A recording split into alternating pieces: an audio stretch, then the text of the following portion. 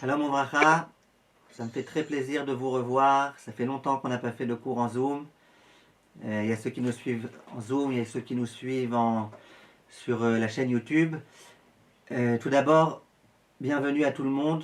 J'aimerais que ce cours Bezrat Hashem soit l'Irfouat, un bébé qui vient de naître avec un petit souci de santé, le bébé de Clara Malka Bezrat Hashem, qui soit en bonne santé, qu'Akadosh Baruch Hu, il ait beaucoup de rachamim sur lui.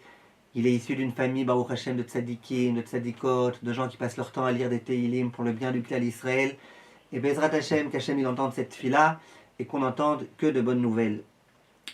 Les cours en Zoom, ça fait longtemps qu'on n'en a pas fait. J'étais très occupé ces derniers temps. Peut-être à la fin du cours, je vous annoncerai une bonne nouvelle qui permettra un peu d'expliquer pourquoi j'étais tellement occupé. En tout état de cause, à l'approche de Pessah, on m'a demandé avec insistance que Bezrat Hashem, on reprenne les cours.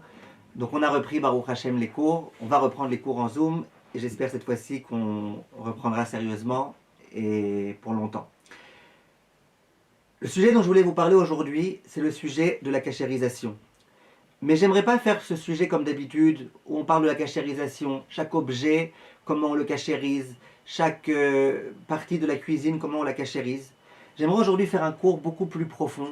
Ça veut dire un cours dans lequel je vous explique un petit peu la chimie de la cachérisation. Comment ça marche la cachérisation? Qu'est-ce qu'il faut cachériser? Pourquoi il y a besoin de cachériser? Et surtout, comment le chametz il a pu entrer dans un ustensile pour avoir besoin de ressortir? Parce qu'il y a tellement de questions de gens qui me posent, qui me disent pourquoi est-ce qu'il y a besoin de cachériser? C'était à froid. Comment on cachérise la plaque électrique? Est-ce que si on met de l'aluminium dessus ça marche? Et si oui, pourquoi? Les gens ne comprennent pas très bien comment du chametz qui est introduit dans un ustensile, comment il peut ressortir. Et ce qu'on va essayer aujourd'hui, Bezrat Hashem, de faire, c'est d'expliquer tout ça, comment ça fonctionne. Donc c'est un cours aujourd'hui de haut niveau, mais vous le méritez. Et vous allez voir que si vous comprenez ça, vous allez comprendre des tonnes de choses au sujet de la cachérisation, de savoir comment faire une cachérisation, cacher la méadrine. Alors on a mis tout le monde là en silence, parce que j'aimerais bien, Bezrat Hashem, qu'il n'y ait pas trop de questions dans un premier temps. Après, on fera une petite pause pour les questions, Bezrat Hashem. Que le cours soit aussi pour le Refoua Shelema de Shimon ben Shoshana. El Narefanalo, El Narefanalo, El Narefanalo. Zchut HaTorah Gen Balo Echen Rasmen Omar Amen. Et à nouveau, le bébé de Clara Malka, El Narefanalo, El Narefanalo, El Narefanalo. Zchut HaTorah Gen Balo Echen Rasmen Omar Amen. Alors, Bezrat Hashem, on va expliquer tout ça maintenant, comment ça fonctionne, la cachérisation. J'aimerais tout d'abord commencer par une introduction. Une petite introduction qui est vraiment nécessaire. Lorsque je viens cachériser un ustensile, pourquoi ai-je besoin de le cachériser? J'ai un ustensile, j'ai une casserole par exemple, on me dit cachérise-la. Mais pourquoi j'ai besoin de la cachériser? Je vois qu'elle est propre. À l'œil nu, je vois qu'elle est propre. Je vois qu'il n'y a aucun chametz dessus, il n'y a pas de couscous, il n'y a pas de pain, il n'y a rien dessus. Pourquoi j'ai besoin de la cachériser? Réponse, parce qu'à l'intérieur des parois de la casserole, il y a du chametz qui a été cuit dedans pendant toute l'année et qui a pu rentrer, qui a pu pénétrer dans la paroi. Donc c'est vrai qu'extérieurement tu vois rien, mais dans la paroi de l'ustensile il y a du chametz. Pas du vrai chametz, mais ce qu'on appelle du goût de chametz. En hébreu on appelle ça taram. Et là la halakha elle dit que taram qui a ikar. Le goût du chametz c'est comme le chametz lui-même. Donc mon problème que j'ai, c'est que dans mon verre, dans mon ustensile, dans ma casserole, dans ma marmite, dans ma friteuse, dans tout ce que vous voulez, il y a du goût de chametz qui est rentré dans les parois. Et si je me sers pendant Pessah de cet ustensile, de cette vaisselle à chaud, et bien, de la même façon que le goût il est pénétré à l'intérieur de la paroi, il va ressortir. Et donc il s'avère que pendant Pessah, je vais avoir un goût de chametz qui est considéré comme du chametz dans ma nourriture. Voilà pourquoi Chachamim on dit, tout ustensile dont tu veux te servir pendant Pessah, il faut le cachériser. Il y a du goût qui est rentré, il faut qu'il ressorte, le goût de chametz. Ça c'est le premier principe. Donc si on a bien compris, la raison pour laquelle on fait le chametz, la hagala, la cachérisation des ustensiles, c'est pour sortir le goût de chametz qui a pu être contenu à l'intérieur. Ça, c'est la première chose. Maintenant, je continue avec une autre question. Imaginez que quelqu'un vienne me voir et qui me dit, regarde, j'ai cuisiné dans une casserole. Bémet, c'est une casserole qui n'était pas cachère, une casserole qui appartenait à des goïms, à des non-juifs. J'ai cuisiné dedans, j'ai fait des pâtes, j'ai fait une nourriture. Alors je dis à la personne, ah, il y a un problème. le goût qui est rentré lors de la cuisson pas cachère, il va ressortir dans ton plat. Là, il me dit, ouais, mais sache une chose. Ça fait plus que 24 heures que je m'en suis servi la dernière fois, que le goy s'en est servi la dernière fois. C'est-à-dire que la dernière fois qu'on s'est servi de cette casserole pour faire du pas cachère, c'était il y a plus que 24 heures. Est-ce que j'autoriserai ce plat ou pas? Est-ce que le plat qui a été préparé par le juif 24 heures après ou 25 heures après que le dernier plat pas cachère ait été fait par un goy, est-ce qu'on aura le droit ou pas de s'en servir? Répondez-moi s'il vous plaît sur le Zoom, sur le chat à l'écrit.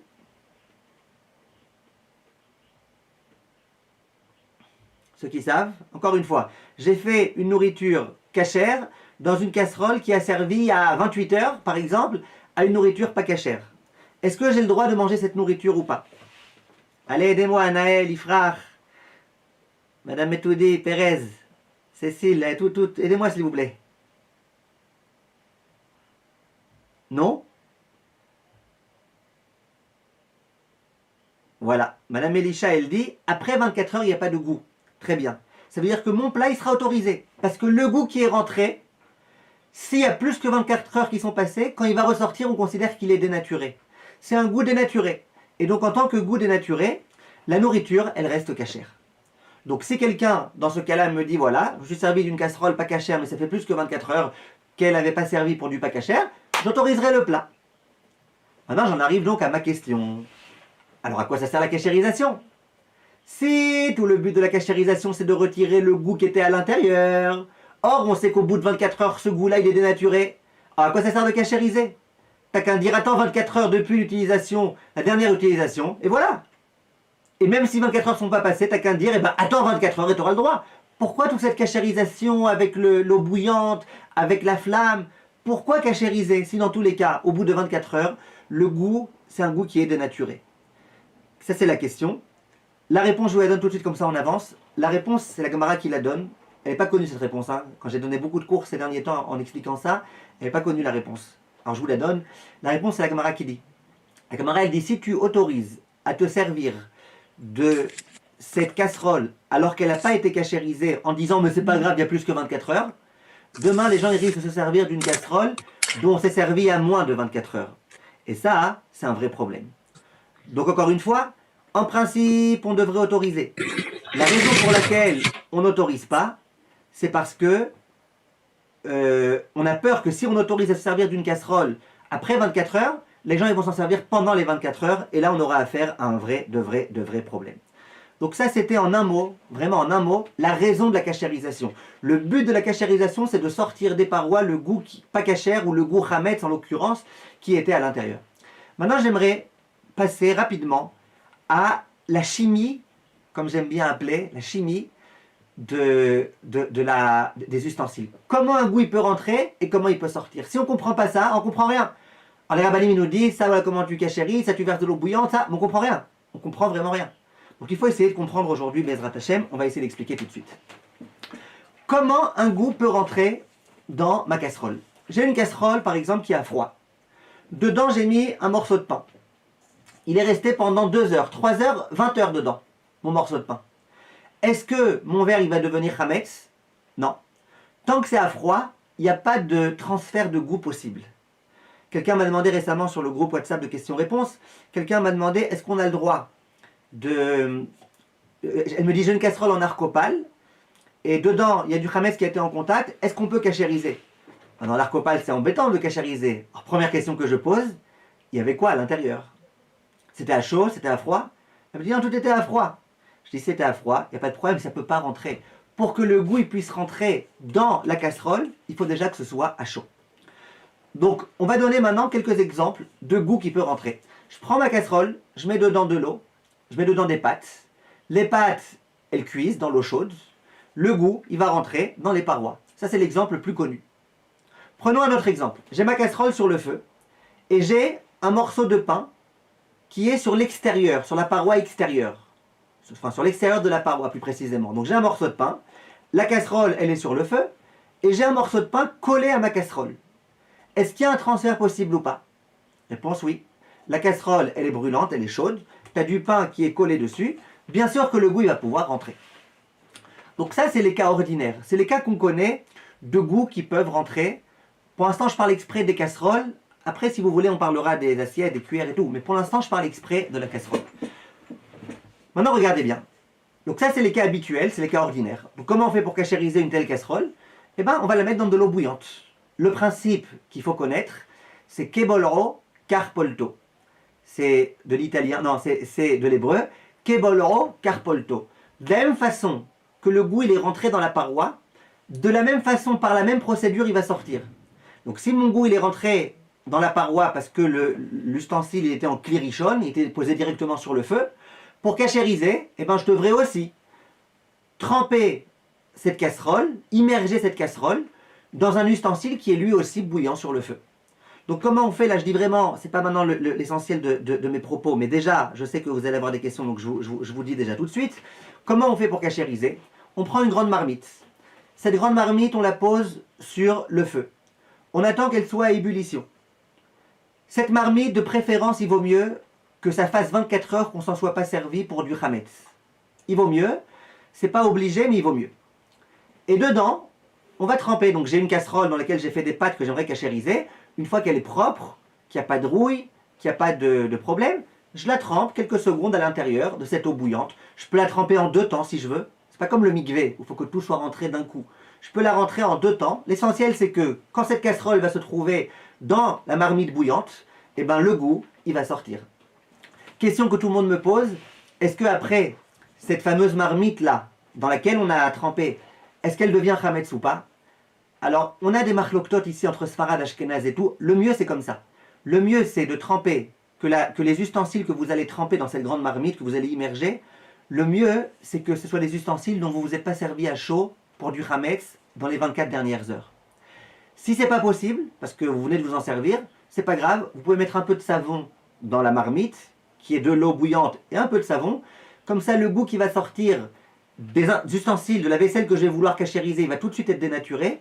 Et il n'y aura pas de problème, ma marmite initiale, elle restera cachère les pessars, ou elle restera cachère si par exemple j'ai voulu cachériser des choses qui n'étaient pas du tout cachères.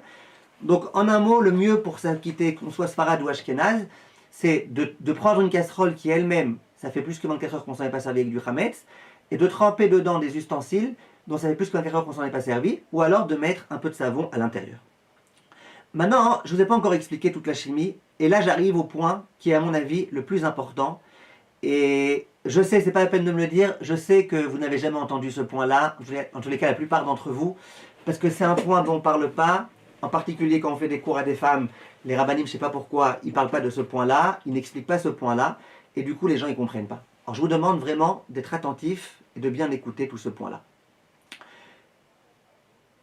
Comment un goût, il peut passer d'un ustensile à un autre? Je vous donne un exemple. J'ai ici une casserole, elle est sur le feu. J'ai une autre casserole, elle est sur le feu, vous les voyez. Les deux, elles se touchent. Disons que dans l'une, j'ai de la viande, dans l'autre, j'ai du lait. Dans l'une, j'ai du chametz, dans l'autre, j'ai du kasher.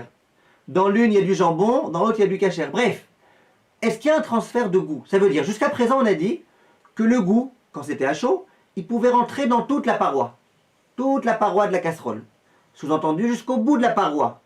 Question, est-ce que du bout de la paroi, il va passer dans l'autre ustensile ou pas? Et vous allez voir que comprendre ça, ça va nous permettre de tout comprendre dans la cachérisation, y compris comment on cachérise la gazinière, question qu'on me pose des milliers de fois chaque année, comment on cachérise toutes ces choses-là. Alors la réponse, je vous la donne. Je préfère pour l'instant parler et ne pas trop poser de questions, comme ça on aura le temps d'avancer aujourd'hui, parce qu'on a beaucoup de choses à faire. La réponse est la suivante. Le goût, c'est le Rama, Siman Sadik Bet qui le dit, le goût, il ne peut pas passer d'un ustensile à un autre, d'une casserole à une autre, même si tout est chaud. Il ne peut pas passer. À moins qu'il y ait de l'humidité entre la première casserole et la deuxième. Si les deux casseroles sont bouillantes et qu'il y a de l'humidité entre les deux, le goût il va pouvoir passer d'une casserole à une autre, d'un ustensile à un autre. Mais si tout est à sec, aucun transfert possible. Aucun. Ça ne veut pas dire qu'on doit s'amuser à cuisiner exprès et à faire en sorte qu'elle se touche, non. Mais ça veut dire que si ça s'est touché, il n'y a aucun transfert possible. Ça, c'est un phénomène physique de chametz et au passage de tout transfert de goût. Qu'on soit dans le kasher, qu'on soit dans le bassar bechalav, qu'on soit dans toutes les autres choses, tout transfert de goût. Vous allez voir que ce que je vais vous dire maintenant, ça vous aidera Même si vous allez par exemple dans un endroit, il y a une plata de Shabbat qui est pas cachère du tout, il y a du porc qui est fait toute l'année, comment on peut faire pour s'en servir pendant Shabbat? Question qu'on m'a posée encore récemment. Ah, écoutez bien, chers amis. Je vous pose tout de suite une question. Je vous pose une question d'emblée, et comme ça je vais vous donner la réponse, et vous allez voir comment on aura tout compris, Bezrat Hashem. Prenez la plaque de Shabbat. Donc la plaque de Shabbat, ce qu'on appelle en Israël la plata. Prenez la plata de Shabbat. Sur la plata, disons que moi je sois du genre à réchauffer mes chalotes, mon pain. Il y a beaucoup de gens, ils aiment bien que le pain il soit chaud, et donc ils prennent la chala, ils la posent directement sur la plaque de Shabbat. Ou alors la pita, ou alors autre chose. Il s'avère que quoi? Il s'avère qu'il y a du goût de chametz qui est rentré dans la plaque de Shabbat. Je vous ai dit tout à l'heure, si par exemple j'ai ici ma casserole, et que ici j'ai un morceau de pain, et que la casserole elle est chaude, ben le morceau de pain il rentrera dans la casserole. Là c'est pareil, j'ai une plata, elle est bouillante, brûlante, j'ai dessus du pain, le goût du pain il va rentrer à l'intérieur. Ça c'est le premier principe, on est d'accord pour l'instant j'espère. Maintenant je continue avec mon deuxième principe. Comment je vais faire en principe pour cachériser cette plata? Comment on cachérise une plata? Une plata sur laquelle on met du pain, comment on cachérise? Alors là je vous donne une nouvelle introduction. C'est que lorsque il y a du chametz qui est rentré dans une vaisselle, alors qu'on se servait d'eau, par exemple quand tu as fait cuire des pâtes, quand tu as fait cuire du couscous dans de l'eau, enfin, ça c'est encore de la vapeur, c'est autre chose, mais quand tu as fait cuire des pâtes, par exemple dans de l'eau. Donc le goût du chametz, il est rentré dans les parois de la casserole par l'eau. Alors là on dit, il faut que tu prennes une marmite et que tu la fasses chauffer et que tu trempes ta casserole dedans. Quand par contre il y a quelque chose dont le chametz est rentré sans l'intermédiaire de liquide, directement, chametz directement posé dessus, c'est notre cas là, la plaque de Shabbat. Sur la plaque de Shabbat, tu es d'accord que le goût du chametz il est rentré sans intermédiaire d'eau. Il n'y avait pas d'eau qui a permis de conduire le goût dans la plaque de Shabbat. Et bien pour cachériser cette chose-là, il faut faire ce qu'on appelle, écrivez-moi s'il vous plaît, pour ceux qui savent, j'imagine que vous savez tous, comment on appelle ça? Comment on appelle ce mode de cachérisation?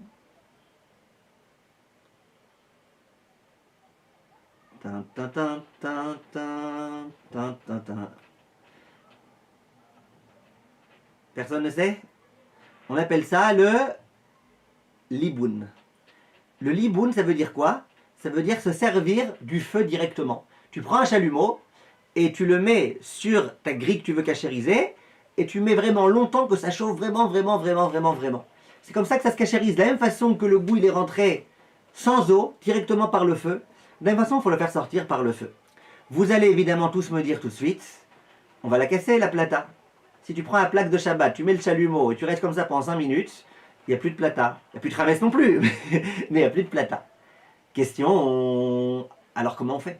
Je veux me servir de ma plaque de Shabbat. Je veux.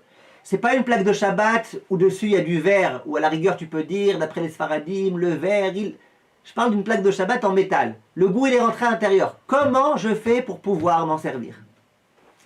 Alors là je vous donne le secret. Le secret je vous le donne maintenant. Et pour ceux qui ont suivi depuis le début jusque-là, vous allez kiffer Bezrat Hashem et vous allez tout comprendre. Le secret consiste à dire, tu prends une couche d'aluminium, une feuille d'aluminium, de préférence épais, parce que l'aluminium épais, il ne se déchire pas en cours d'utilisation en général, il te déchire à toi les mains, mais en tous les cas, lui, il ne se déchire pas. Ou alors, un aluminium fin, mais il ne faut pas qu'il se déchire lui-même en cours d'utilisation. Je prends donc ma plaque de Shabbat, et je pose dessus de l'aluminium. Et ensuite, sur ma plaque, je pourrais poser ce que je veux. Je pourrais poser une casserole qui cachère les pessards, à chaud. Je pourrais poser même un pain. Je pourrais tout poser. Vous allez me dire, mais comment ça marche? Comment ça se fait que l'aluminium, il a marché? Alors j'en reviens là à mon principe, et c'est là que Baruch Hashem, tout va être clair. On a dit, j'ai 2 casseroles, ou 2 ustensiles, 2 vaisselles. L'une, elle est avec du chametz. L'autre, elle est sans chametz, et 2, elles se touchent. Est-ce que le goût, il passe d'une paroi à une autre paroi? Est-ce que le goût de chametz qui est dedans, il va passer dedans? On a expliqué que s'il y a du liquide, sinon, il n'y a pas de transfert d'un ustensile à un autre ustensile. Maintenant, venez on réfléchir en ayant l'esprit un peu imaginatif. Est-ce que vous êtes d'accord que de l'aluminium, c'est aussi un ustensile? La preuve, on peut faire des casseroles en aluminium si on veut. L'aluminium, c'est un ustensile. Maintenant, regardez bien. J'ai pris ma plaque de Shabbat. C'est quoi mon grand problème avec ma plaque de Shabbat? C'est qu'il y a un peu de pain qui est rentré à l'intérieur. À l'intérieur des parois, évidemment, elle est propre, ma plata. Le problème, c'est qu'il y a un peu de pain qui est rentré à l'intérieur. On a compris. Non, c'est quoi mon problème? Ça m'est égal qu'il y ait du pain à l'intérieur. Mon problème, c'est que ça ressorte. Alors, regardez ce qu'on fait. Une fois que la plaque, elle est propre, on met dessus de l'aluminium. Donc, c'est comme si tu avais un premier ustensile dans lequel tu avais du chametz, et que dessus, tu mets un deuxième ustensile. Sans liquide entre les deux, attention.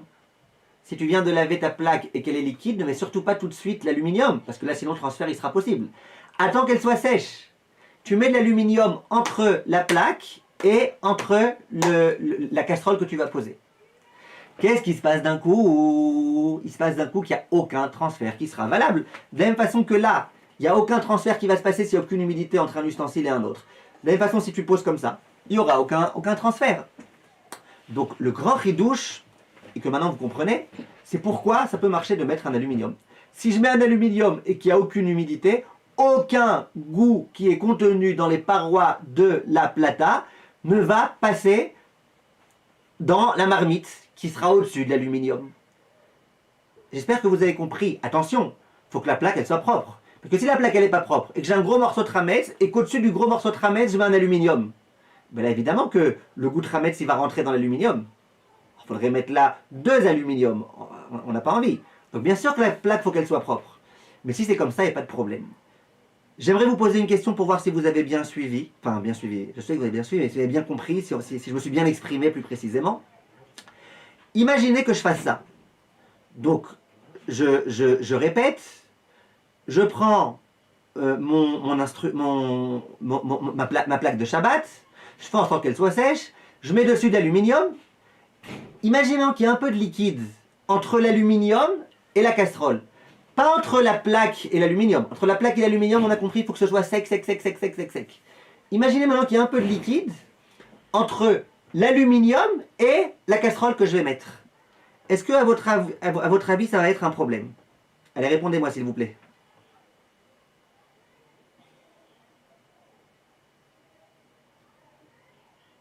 Si vous voulez, je reprends la question.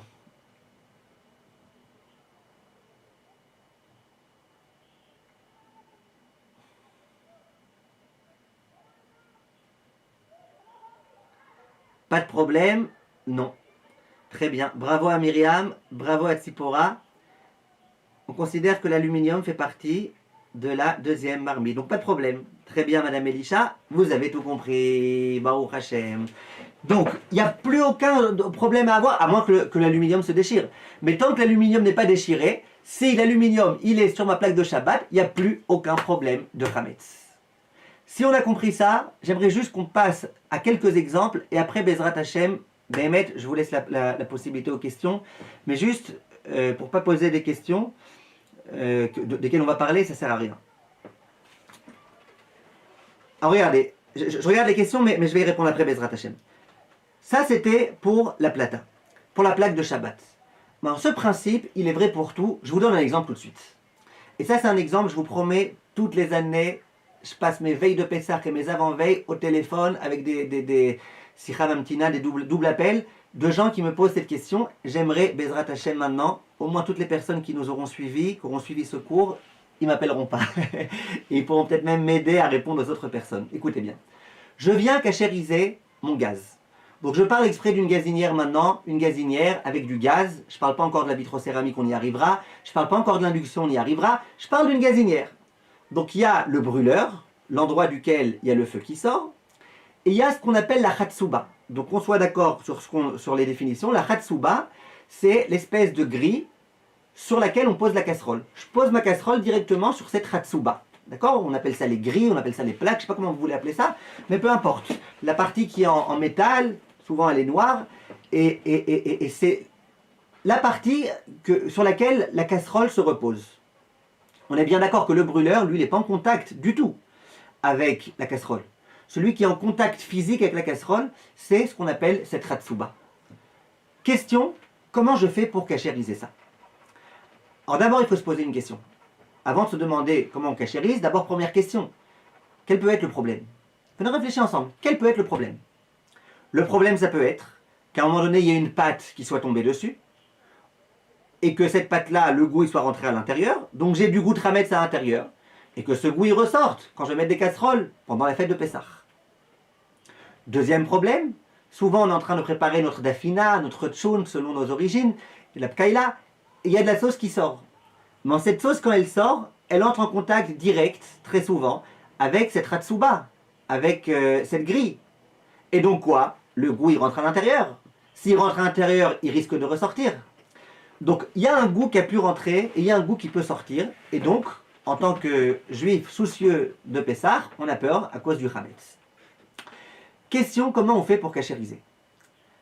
Alors d'abord, je vous donne la recette la plus simple qui va être en continuité avec ce qu'on vient de dire maintenant. Il y a des gens, par exemple le Rav Ben Zion Abba Shaul, lui qu'est-ce qu'il dit? Lui il dit, il n'y a aucun problème. Si tu veux cachériser en faisant le liboun et tout, c'est compliqué, parce qu'il faut vraiment que ce soit très chaud et tout, c'est compliqué. Alors il dit le Rav Ben Zion, qu'est-ce que tu fais? Eh bien vous avez deviné. Tu les laves bien, tes grilles, qu'elles soient propres, qu'elles soient bien propres. Et ensuite, tu mets de l'aluminium dessus. Comme ça, quel peut être le problème? Tu as lavé ta grille, donc tu n'as pas de hametz dessus. Tu as de l'aluminium dessus, il n'y a pas de liquide entre les deux. Gamarno, plus aucun hametz ne peut sortir. Attention, il ne faut pas que ça se déchire. Donc tu mets un aluminium qui ne va pas se déchirer, ou tu mets 3 couches, 4 couches. Mais en tous les cas, il n'y a plus de problème. D'accord, il y a du goût à l'intérieur de ma grille, mais le goût ne peut pas sortir puisque j'ai l'aluminium. Ça, c'est le conseil du Rav Ben Zion Abba Shaul et de beaucoup de décisionnaires. Vous verrez dans beaucoup de familles qu'on fait ça. Juste là, je me permets de vous rappeler quelque chose. Je sais que beaucoup de gens ne font pas attention à ça. Et je pense que ça, c'est un devoir de le diffuser. On en a fait un petit cours sur le site et sur la chaîne YouTube. Je sais que c'est important que les gens ne sont pas au courant de ça. Et je vous promets, de savoir ça, ça peut sauver d'un Issour de Horaïta. Vraiment. Faire une khumra pour faire un Issour de Horaïta d'autre part, ça ne vaut pas le coup. Donc, de mettre l'aluminium, c'est une très belle khumra. Grâce à l'aluminium, il n'y a plus d'interdit pendant Shabbat, pendant Pessah. Mais il y a un autre problème qui se pose auquel les gens ne font pas attention, je vais vous l'expliquer tout de suite. Regardez bien. Vous savez que dans la plupart des maisons juives, on se sert des mêmes grilles, des mêmes plaques, d'accord, des mêmes plaques quand on cuisine du lait ou quand on cuisine de la viande. En général, il y a 4 feux, il y a 5 feux, et bien en général, on se sert des mêmes plaques pour le lait et pour la viande. Il y a certaines personnes très mahmirim. Le Rav Sternbourg, par exemple, mon maître, lui recommande d'essayer de s'acquitter comme le Ktaf Sofer et d'avoir des feux qui sont réservés au lait, des feux qui sont réservés à la viande. Mais disons que la plupart des gens, ils ne font pas comme ça. J'ai une question. Comment ça se fait? Comment ça se fait qu'on se serve des mêmes brûleurs pour le lait et pour la viande, alors que le problème, il est là? Tu as un moment du lait qui est tombé. Demain, tu mets ta casserole de viande. Le goût du lait qui est dedans, il risque de rentrer dans la casserole. Comment on résout tous ces problèmes? Tous les grands décisionnaires contemporains en particulier, ils se sont interrogés à ce sujet-là. Comment, dans des maisons religieuses, on peut se servir des mêmes grilles, des mêmes chatsubot, aussi bien pour le lait que pour la viande? La réponse qui est donnée par tous les décisionnaires qui autorisent, ça veut dire la plupart d'entre eux, elle est très importante, il faut vraiment que vous la compreniez. Si vous avez compris le début du cours, vous allez comprendre une bonne partie de cette réponse. Écoutez bien. La réponse est la suivante. Au moment où il y a du lait qui va, par exemple, se déverser de ma casserole de lait et qui va arriver sur la grille, sur la chatsuba, il y a le feu qui est là-bas. Donc le feu, qu'est-ce qu'il fait? Il va tout de suite cramer en quelque sorte ce lait qui est tombé. Donc le lait, à peine il tombe, déjà il est dénaturé.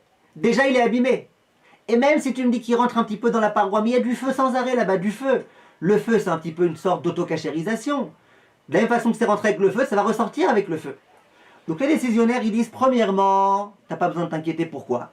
Parce que quand le lait est tombé, tout de suite il est dénaturé. Tu as de la viande qui tombe, elle est aussi dénaturée. Donc c'est quoi ton problème? Deuxième raison que disent les décisionnaires, c'est même si tu me dis que non, que c'est pas complètement dénaturé, que le feu il n'est pas assez fort, ou que par exemple, les grilles elles sont tellement longues que le feu il n'a pas l'emprise partout, il a l'emprise que sur une certaine partie, pas sur le reste. Donc c'est pas glatte de dire que c'est une autocachérisation, c'est pas à 100%. Disent les décisionnaires, m'en a expliqué, que même si tu me dis que dans cette ratsuba il y a un goût de viande, et que je pose maintenant ma casserole de lait, quel est le problème? 2 ustensiles qui sont collés l'un à l'autre, le goût il passe pas, à moins qu'il y ait du liquide. Mais s'il n'y a pas de liquide, le goût il passe pas. C'est pour ça que tous les décisionnaires qui disent qu'on peut se servir des mêmes pour le lait et pour la viande, ensuite je reviens à Pessah, qu'est-ce qu'ils disent? Ils disent fais attention à deux choses. Là par exemple, ceux qui m'écoutent, vous voulez demain cuisiner avec les mêmes gaz pour le lait et pour la viande, vous pouvez. Mais je vous demande de faire attention à deux choses. Première chose, que quand vous veniez poser votre casserole par exemple halavi, qu'il n'y ait pas un vrai morceau de viande sur cette grille. Parce que s'il y a un vrai morceau de viande, et de surcroît s'il n'a pas été dénaturé, et ben dès que tu vas poser ta casserole, il va rentrer dedans. Donc nous tout ce qu'on dit c'est, de la grille à la casserole ça passe pas s'il n'y a pas de liquide. Ok, mais un morceau de viande c'est sûr qu'il risque de rentrer. Donc premièrement, quand tu viens poser ta casserole de viande, fais en sorte qu'il n'y ait pas un morceau de fromage. Quand tu viens faire du lait, fais attention qu'il n'y ait pas un morceau de viande. Ça c'est premièrement. Deuxièmement, fais en sorte qu'il n'y ait pas de liquide. Fais en sorte que le dessous de ta casserole, il ne soit pas liquide. Parce que s'il y a du liquide, et qu'il y a vraiment du goût qui n'a pas été dénaturé, il risque de passer. Donc, si on résume, l'autorisation, elle se repose sur ces deux points-là. Premièrement, le goût qui a pu rentrer, il n'a pas dû rentrer vraiment parce que ça a été dénaturé par le feu. En plus, ça s'est auto-cachérisé après grâce au feu. Deuxièmement, en tous les cas, c'est quoi le problème? Même si elle est taref, ta grille, elle est taref. Ok, une grille taref, elle ne me dérange pas. Tant qu'il n'y a pas de liquide entre ma casserole et la grille, eh ben, le goût, il passera pas. Maintenant, j'en arrive à ce que je voulais vous dire. Il y a des gens, et je vous dis la vérité, moi, c'est ce que je faisais pendant des années avant d'avoir réalisé. Il y a des gens, quand ils viennent cachériser donc leur Hatsuba, là, la fameuse grille, qu'est-ce qu'ils font? Eh ben, ils mettent d'aluminium autour. Jusque-là, tout va bien, je vous ai expliqué. D'après les Ilchot Pessah, c'est glad kasher. S'il n'y a pas d'humidité entre la grille et l'aluminium.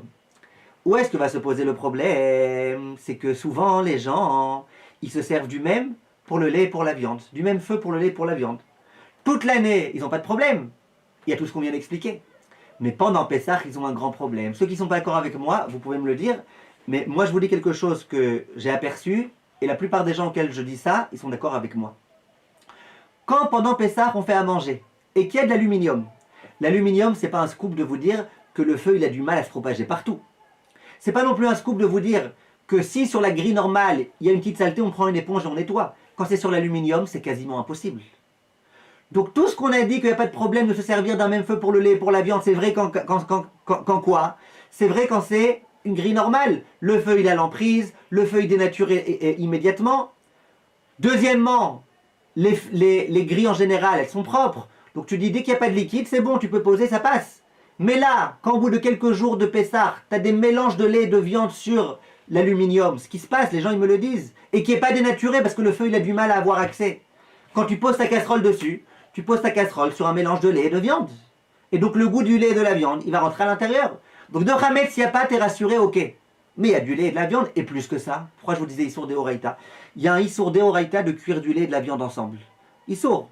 Il n'y a pas qu'un interdit de manger du lait et de la viande, il y a un interdit aussi de cuire du lait et de la viande ensemble. S'il y a un peu de lait, un peu de viande, et que tu allumes ton feu, eh ben tu cuis du lait et de la viande.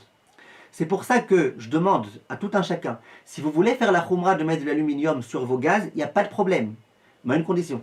Certains pour le lait, certains pour la viande. Sinon, il risque d'y avoir ce problème. Je me rappelle une fois, j'ai donné ce cours et à Beit Vagan, en Israël. Et il y a une élève donc, qui était à mon cours qui après assisté à un autre cours d'un autre rave. Et l'autre rave, il a dit, moi ce que je vous conseille le mieux pour cachériser vos grilles, c'est de mettre de l'aluminium dessus comme ça, tranquille.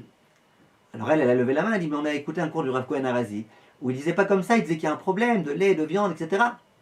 Le Rav ensuite il m'a appelé, c'est un ami à moi, donc vraiment ça m'a pas du tout dérangé, et dans tous les cas ça m'aurait pas dérangé. Il me dit, mais comment tu peux dire ça? Le Rav Ben Sion Abashaou lui-même dans son livre Orlet Sion, il dit que le mieux c'est de mettre de l'aluminium. Je dis bien sûr, le mieux dans les Ilchot Pessah, c'est de mettre de l'aluminium. Mais dans Bassar Bechalav, non. Ça veut dire, le Rav Ben Sion, il parlait pas de Bassar Bechalav, il parlait de Pessah.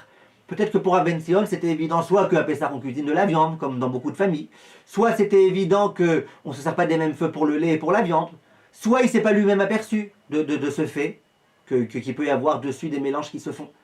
En tout cas, je pense que si vous êtes d'accord avec les faits, eh ben, les problèmes ils sont de première importance. Donc, soit vous cachérisez pas comme ça, on va expliquer après comment on peut cachériser, soit vous cachérisez comme ça ça veut dire en mettant de l'aluminium, mais vous faites attention à ce que ce soit certains laits certains feux pour le lait et certains feux pour la viande.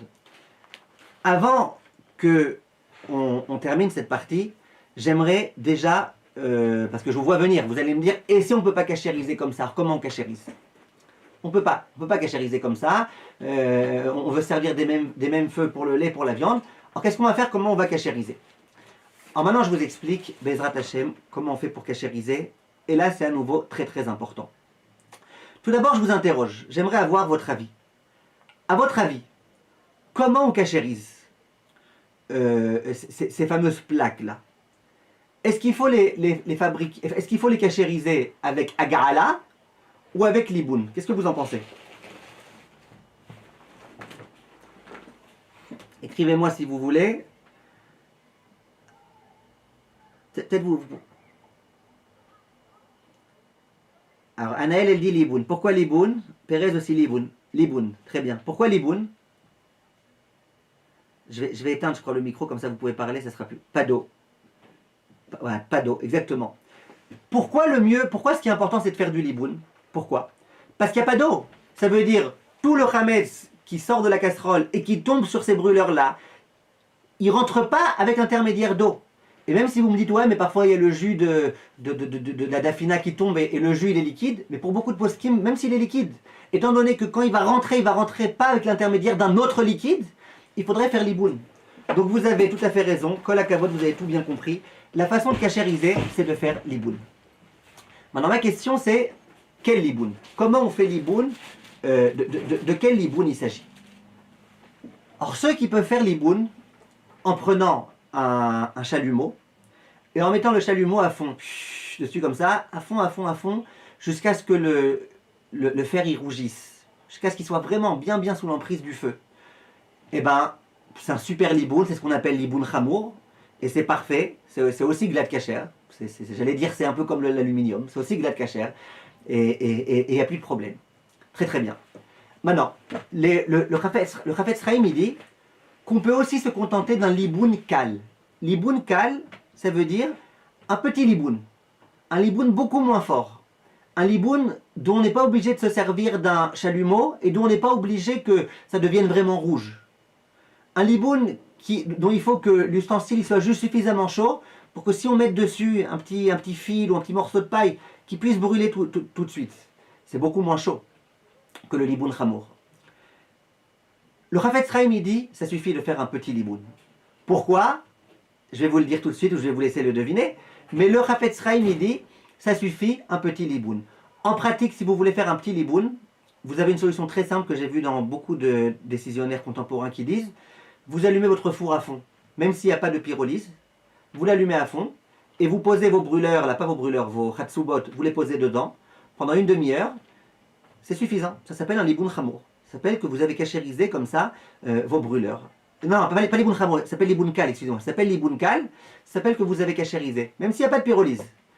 Si le four il est chauffé à sa chaleur maximale, vous mettez dedans vos ustensiles dont il faut faire liboun kal et ça marche. Attention, il y a des choses où il faut liboun chamour. Par exemple, la plata de Shabbat, ça ne suffira pas un liboun kal. Si dessus vous posez du pain, ça ne suffira pas un liboun kal. Il faudra un liboun chamour. Mais là, concernant ces chatsubot, là, ces espèces de petites grilles sur lesquelles on pose la casserole, dit le Chafetz Chaim, ça suffit un liboun kal.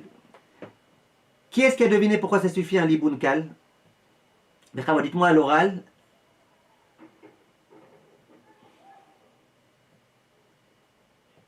Vous arrivez à allumer les micros? Dites-moi à l'oral, s'il vous plaît, ce que vous en pensez. Combien de temps dans le four? De quoi? Une demi-heure. Hein? Pardon? C'était à quel sujet? Pourquoi le Chafetz Chaim dit que les grilles sur lesquelles on pose la casserole, ça suffit de faire un liboun kal et pas un liboun chamour, pas très chaud. Pourquoi? La grille en elle-même, elle est en inox. Ok. Oui. Mais pourquoi on ne demande pas de faire un liboun chamour? Il y a du chametz qui est tombé directement dessus, à chaud. Qui est-ce qui a une idée? Joe.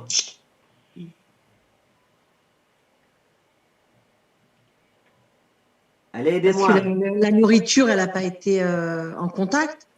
Si elle a tombé, si elle est sortie de la casserole, elle est tombée en contact direct dessus, donc il faudrait un liboun chamour. Peut-être parce on ajoutera de l'aluminium. Non, je parle s'il n'y a pas d'aluminium. S'il n'y a pas d'aluminium, pourquoi l'iboun kal, ça suffit?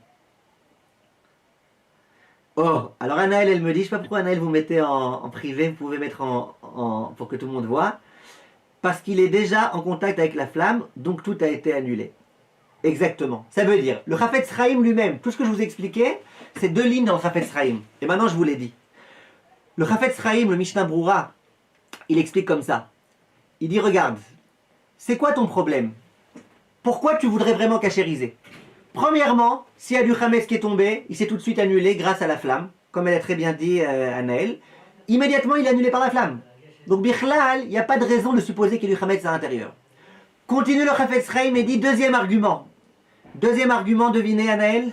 Deuxième argument. Atia, Audrey, Eliao. Deuxième argument.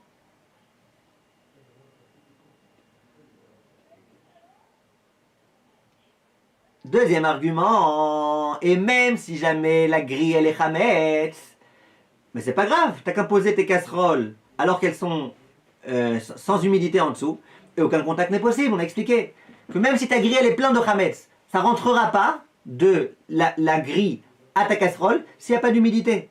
Donc le Chafetz Chaim il dit tout ça c'est une grosse roumra de dire qu'il faut cachériser qu'il faut bichal cachériser.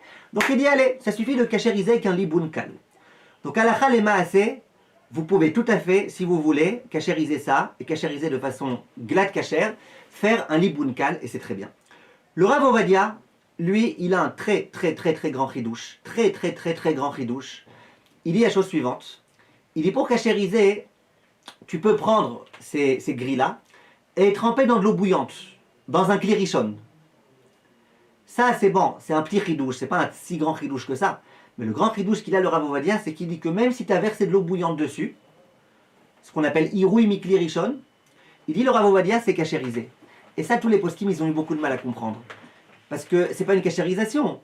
En général, quand il y a de la nourriture qui s'est intégrée à l'intérieur, c'était à chaud avec le feu allumé.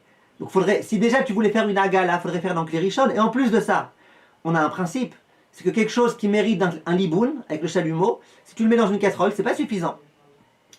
Alors Rav Ovadia, pour dire ça, il dit mais de les façons, comme elle dit Anaël, le feu il cachérise. Le feu il cachérise automatiquement depuis le début. Deuxièmement, c'est censé il n'est pas censé avoir de liquide. Alors les gens ils lui disent ok, mais alors c'est comme ça, alors t'as qu'à dire que c'est pas la peine de faire quoi que ce soit. Pourquoi tu dis qu'il faut cachériser? Et il dit le Rav Ovadia que le liquide qui tombe, en quelque sorte, il tombe de la casserole. Donc c'est comme un Iroui Mikli Rishon. Donc lui il dit pour cachériser ça suffit Iroui Mikli Rishon. La plupart des rabbanim, ils n'ont pas tellement apprécié ça, ils n'ont pas tellement aimé ça. Donc ils ont proposé soit de faire un liboun chamour, c'est le top du top, celui qui veut. Soit de faire un liboun kal, on a expliqué, tu prends les grilles, tu les rentres dans ton four, mets un aluminium dans le four pour qu'il n'y ait pas de transfert de l'un à l'autre. Tu poses ça dans le four, tu allumes le four à fond, tu laisses une demi-heure, et puis voilà.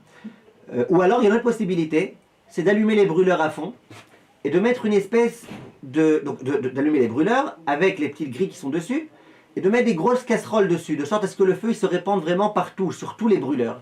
C'est aussi une possibilité que certains disent et qui s'appelle liboun kal et qui sera suffisante. Ceux qui veulent faire comme Rav Ovadia, alors au moins tremper dans un truc bouillant de Kli Rishon, mais c'est pas le mieux. C'est pas le mieux. Le mieux, c'est sûr que c'est de faire un liboun kal. Et encore mieux, ça serait mettre un aluminium, mais ça, comme on a dit, attention pour ceux qui se servent du lait et de la viande.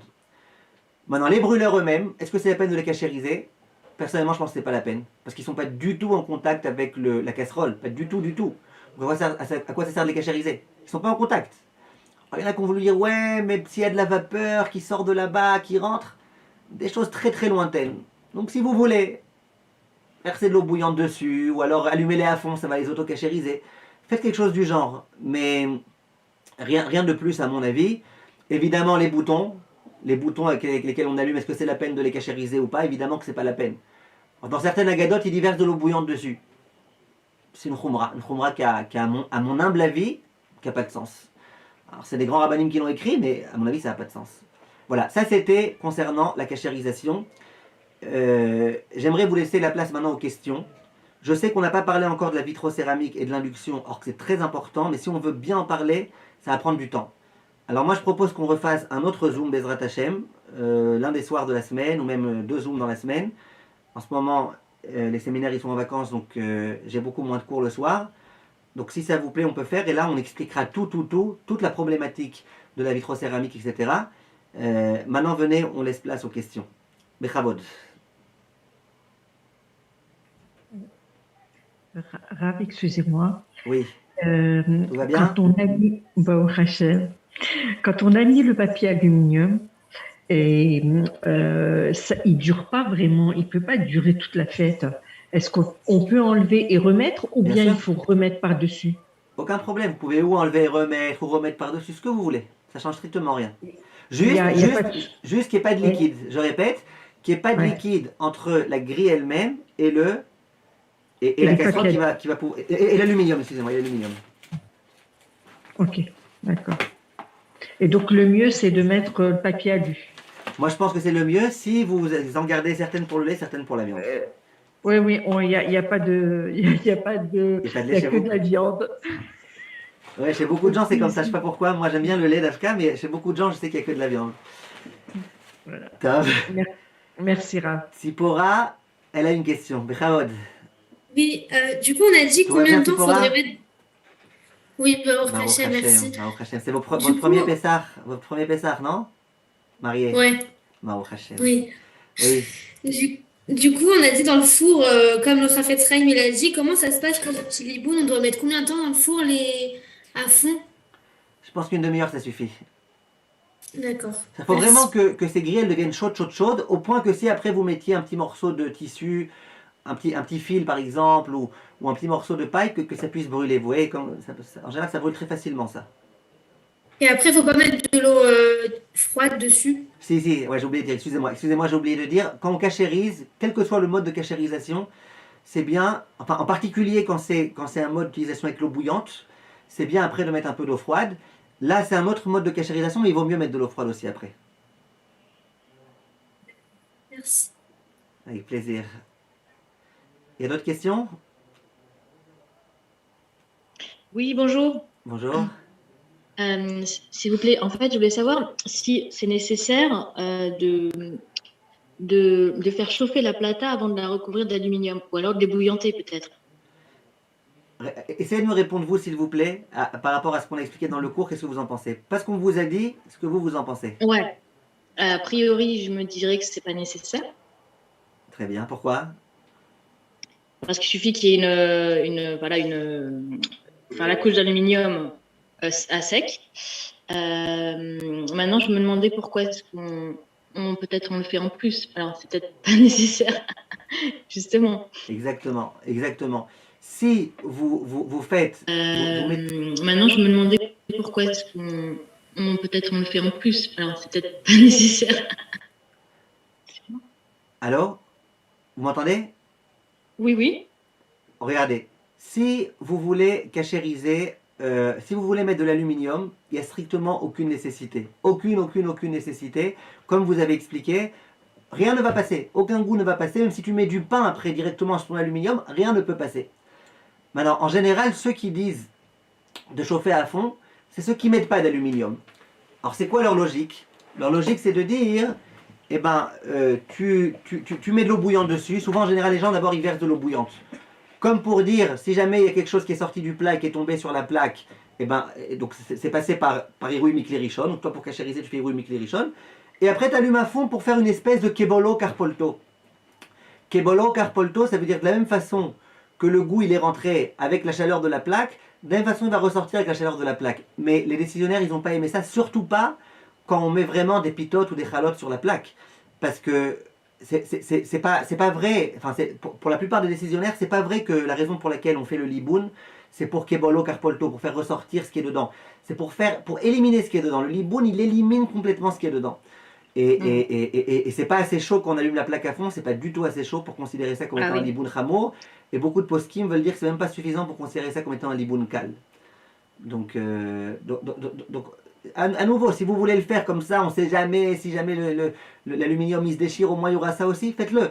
En tout cas, c'est pas Est-ce du que tout par obligé. exemple, Si, dans le cas où on va recouvrir avec l'aluminium et qu'on craint qu'il y ait du liquide, est-ce que le fait de cachériser au liquide, enfin, de bouillanter la plata avant, ça peut permettre de ne pas avoir ce problème de liquide qui se transmet par l'aluminium? Non, mais le problème, c'est quoi? Encore une fois, si vous mettez quoi? Si j'ai bouillante la plata avant de mettre l'aluminium à sec, est-ce que même si il y a du liquide qui passe à un moment sous l'aluminium, ça ne posera pas de problème parce qu'on avait bouillanté avant? Ça aide pas, parce que je vous ai dit que quand il faut, à nouveau, je parle du cas où vous mettez vraiment du pain sur votre plaque. Donc, Ah oui, le d'accord. mode de cachérisation, c'est l'iboun. Si quelqu'un, Ouais. au lieu de faire l'iboun, il fait agala, ça suffit Ouais, pas. ça marche pas. Sauf si Mm. on dit terabala, bref, j'ai pas envie d'entrer dans tous les trucs, les complications, mais en principe, ça marche pas. J'ai compris. Donc faites en sorte qu'il n'y ait pas de liquide. D'accord, merci. Avec plaisir. Il y a d'autres questions? Ah, Oui. Jennifer. Bonsoir, Ras, ça va, Comment vous allez ça va? bien? Est-ce que je peux poser une question, mais qui n'est pas en rapport avec la cachérisation, mais avec Pessah? Ah, attendez, alors, juste vous voulez qu'on finisse avec la cachérisation d'abord, après les questions. Qui est-ce qui a une question sur la cachérisation, ce dont on a parlé Moi. aujourd'hui? Du coup, pour la casserole, il faut juste la tremper une fois et ça suffit? Ouais, mais trempez une Dans- fois dans une casserole bouillante plus grande, et après vous la ressortez, vous mettez un peu d'eau froide et voilà. Si vous avez une casserole qui est tellement grande que vous n'avez pas une autre casserole plus grande pour la mettre, alors ce qu'on conseille, c'est de mettre cette casserole sur le feu, de remplir avec de l'eau bouillante jusqu'en haut, et quand elle est encore sur le feu, d'attendre que ça déborde de tous les côtés. Si ça ne veut pas déborder, prenez une louche par exemple, et chauffez-la un peu sur le feu, cette louche, et rentrez-la dans la casserole, comme ça d'un coup tout va déborder. On considérera que ça a cachérisé votre casserole. Mais il vaut mieux, si vous avez une plus grande casserole, de faire normalement. D'accord. Et si c'était une poêle, alors comment on fait? Parce que du coup, ça peut pas tout rentrer dans tous les cas. Alors, une poêle, on rentre dans un autre problème, la poêle. La poêle, on rentre dans le problème de est-ce qu'il faut faire l'iboun ou est-ce qu'il faut faire agala. Vous savez quoi, venez, on en parle la prochaine fois, si ça ne vous dérange pas. J'aimerais c'est un truc qui prend un peu de temps à expliquer. Il y a de l'huile, Venez, on explique ça la prochaine fois, Bezrat Hashem. En principe, une poêle dans laquelle il y a du chametz, ça va dépendre si vous mettez beaucoup d'huile dans votre poêle ou pas. On expliquera ça la prochaine fois, Bezrat Hashem. Excusez-moi, Rav. Oui. Bonsoir, merci beaucoup pour tout ça. Avec Mais plaisir. il y a une histoire aussi de comment est le manche. Il faut que le manche soit d'une seule partie, enfin que la casserole soit pas avec un manche en bois ou en deux parties. Et alors quoi? Alors comment on peut faire si Ah, le je vous ai dit, manche on peut faire en deux temps. Vous parlez de quoi là?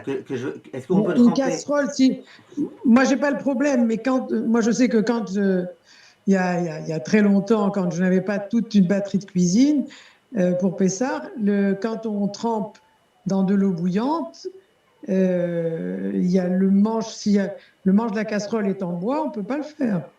Si la casserole est en aluminium et le manche en bois, on Très bien. disait qu'on pouvait pas. Alors regardez, le bois c'est une matière qui est cachérisable. Contrairement à ce que vous dites. Oui. Simplement, vous avez raison que parfois, le bois, quand il y a beaucoup de trous à l'intérieur qu'il est vieux, il peut y avoir du chametz qui rentre à l'intérieur et qui ne va pas ressortir. Alors dans Parce ce genre qu'avant, de les cas, ce qu'on casseroles, fait... il y a 50 ans, elles étaient comme ça. Hein. Voilà, exactement. Alors là, dans ce cas-là, ce qu'on fait, c'est que soit on les retire complètement et on cachérise, soit on fait l'iboun, mais attention, si c'est en bois, ça va prendre feu. Donc ça serait bon si c'est une autre matière. Ben oui, c'est pour ça. Soit qu'est-ce qu'on peut faire d'autre? Soit on met au moins un peu de savon ou d'eau de javel dessus pour que ça rentre dans le trou et tout. Bon, mais c'est Oui, pas... c'est comme les couverts qui ont des couverts, les couverts ou les couvercles, c'est quand c'est en deux matières, il faut faire attention parce que ça rentre dans les fentes. Exactement, vous avez raison. Et dans le temps, il n'y avait pas. Dans le temps, on n'avait pas, il y a 50 ans, on n'avait pas deux vaisselles. Aujourd'hui, bon, c'est beaucoup plus facile. Mais quand c'était très compliqué, ça. Il fallait enlever le bois, on se retrouvait. C'était un travail de titan, quoi. Vous avez raison. Vous n'avez pas le droit, même Et pas si de le on- remettre. Et si on mettait le manche en bois dans le four? Oh, il va Ça- brûler, là. Hein. J'ai peur Manche qu'il en brûle. bois. J'ai peur qu'il brûle et j'ai peur aussi Voilà. que ça... Parce que le four, c'est un lit bout de cale, mais c'est pas Bien sûr sûr. que ça retire ce qui est vraiment... ce qui est rentré à l'intérieur. Ça veut dire... Vous voyez ce que je veux dire?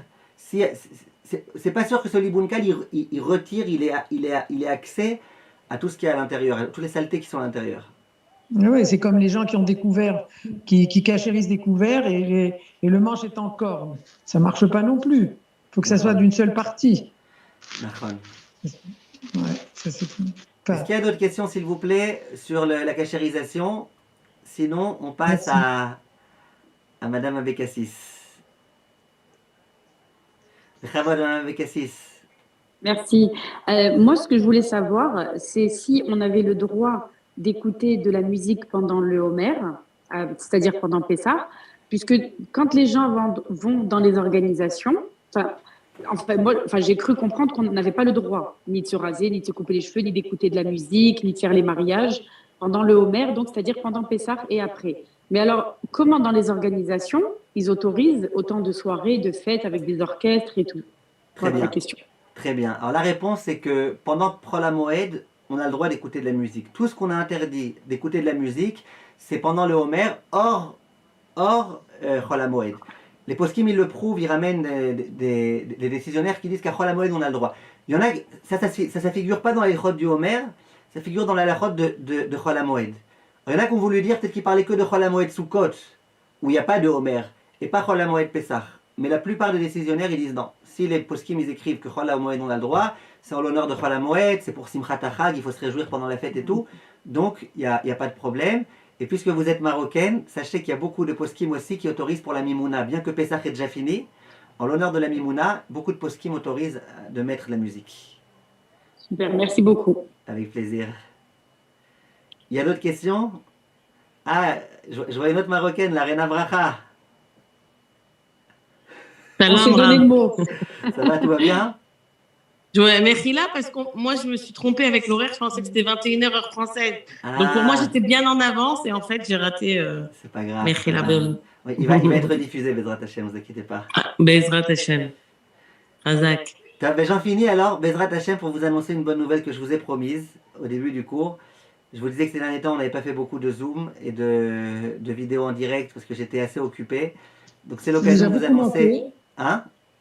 Ça nous a beaucoup manqué, en tout cas moi. Ah, Todarabah, c'est qui moi? Martinatia. Ah, Madame Mathia. Merci beaucoup. Bon, on va reprendre Bezrat Hashem. Juste, je vous dois des... Moi aussi, ça m'a manqué vos zooms. Hein. Ah, vous êtes gentil, madame. Alors, je vais vous expliquer pourquoi en un mot et vous annoncer par là une bonne nouvelle. Ces derniers temps, j'étais très, très, très occupé avec un nouveau livre qui traite d'un sujet qui va beaucoup intéresser. C'est le sujet il va s'appeler quelque chose du genre la naissance de A à Z. Toutes les halachot de la femme enceinte, de la femme qui accouche, de la femme qui allait, de la femme après l'accouchement, et y compris les halachot nécessaires à connaître pour, si c'est un garçon, la brit mila et le pidyon haben.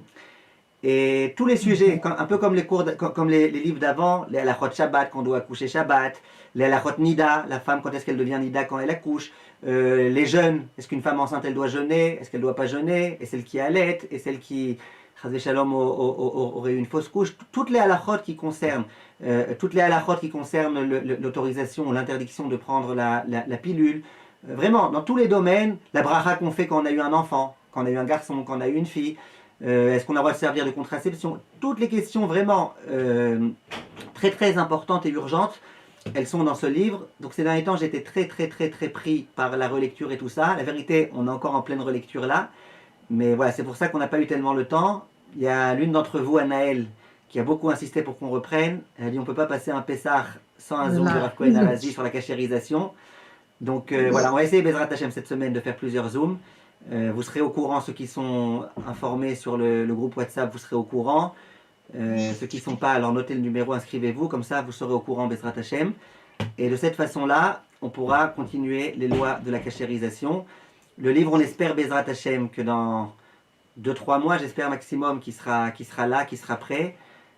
S'il y a des gens qui, comme d'habitude, veulent nous aider à acheter des dédicaces, et ben voilà, je vous fais la promotion maintenant. C'est possible avec plaisir. Les dédicaces, comme d'habitude, il y a des dédicaces de page entière, de demi-page, de quart de page, ceux qui veulent même moins, c'est possible. Voilà, Bezrat Hashem, vous serez au courant quand le livre il sera sorti, Bezrat Hashem. Voilà. Merci beaucoup. Et Baruch Haba pour la tournée des Génial. conférences pour le livre à Paris, Bezrat Hashem. Ah, Bezrat Hashem. Chez vous, Bli Neder. Bekef, Bevadaï, c'est une évidence. Bezrat Hashem. Je vous remercie, Rav. Merci. Alors, C'est ça la bonne nouvelle, c'est que vous allez vous allez venir nous voir en France. Bezrat Hashem, c'est une bonne nouvelle. Alors on se retrouve, je sais pas, ou demain soir, ou après-demain soir, ou... Avec plaisir. Quel soir vous êtes libres, vous toutes, vous tous? Tous les soirs matin avec Lundi Pessah. soir. Hein? Lundi soir. Demain soir? Demain. Mardi soir. Ben, Mardi le soir qui vous convient à vous. Mardi Allez, soir, c'est plus Patrick, j'ai un facile. cours en parce que- direct à Kiryat Moshe.